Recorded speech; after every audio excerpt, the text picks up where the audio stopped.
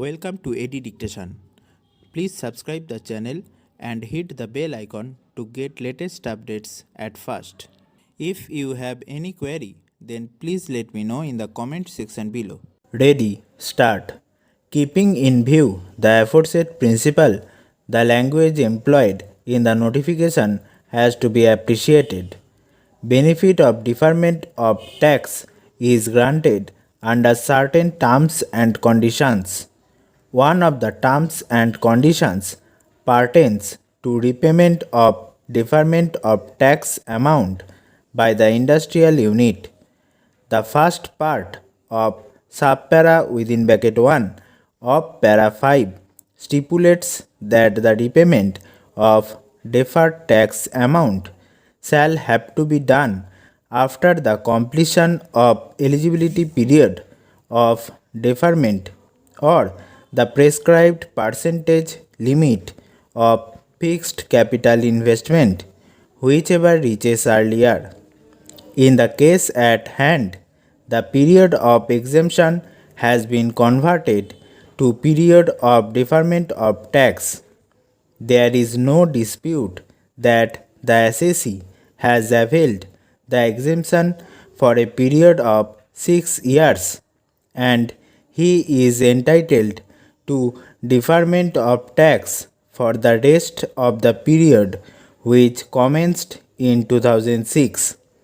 It is the next part of the said subpara which requires to be understood.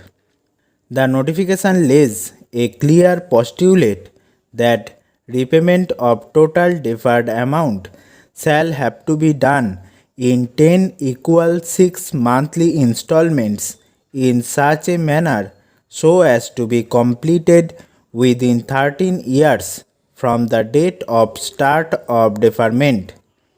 The words "from the date of start of deferment" have to have nexus with the policy stated in the beginning.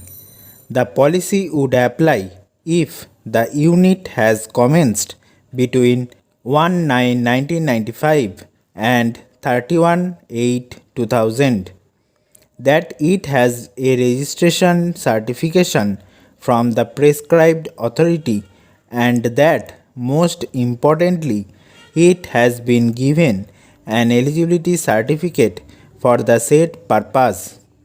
The policy would come into play only if these conditions are satisfied, and then the assessee will be allowed to have the benefit of deferment of sales tax on the sale of manufactured finished goods for a prescribed period. Therefore, the authority has been given the power to lay down the prescribed period for grant of deferment. In the beginning, the first respondent was granted exemption. The concept of exemption is distinct from the concept of deferment of tax. After the JVAT Act came into force, under the statutory provisions, there was no exemption and beneficiaries were entitled to convert to the scheme of deferment. The period remains intact, that is 8 years. The repayment has to be done in equal 6 monthly installments, and that period is 5 years.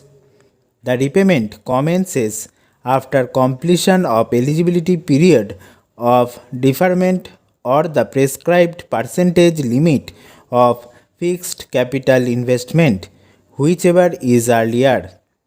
The prescribed authority can grant an eligibility certificate, but he has to keep in view the terms and conditions stipulated in the notification. The said authority cannot travel beyond the stipulations of the notification. The language employed in the notification conveys that the grant of certificate has to be such that after expiration of the eligibility period, the amount has to be paid back within a span of 5 years but the gap cannot exceed 13 years from the date of start of deferment. The postulate enshrined therein has to be appositely appreciated. Stop.